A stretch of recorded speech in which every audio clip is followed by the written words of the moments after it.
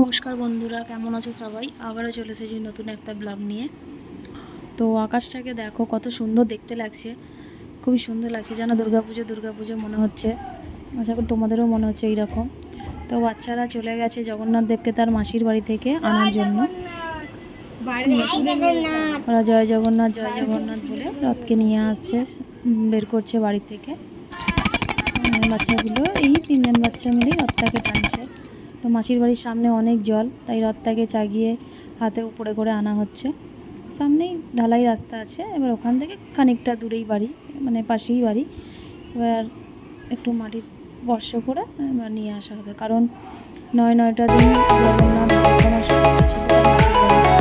অনেক আনন্দ, অনেক হইচই, অনেক মজা করেছে। ফিরতেই হবে, রথকে নিজের বাড়িতে নিয়ে আসছে। তো এরও পিছনে অনেক গল্প আছে এই বাচ্চাগুলোর। তো অনেকেই অনেক মজা করছে, সেগুলো আর আমি তোমাদের দেখাতে পারলাম না। খুবই আনন্দ করছে তারা। তো সকলকে জানাই উল্টো রথে অনেক শুভেচ্ছা, সকলেও অনেক আনন্দ করো।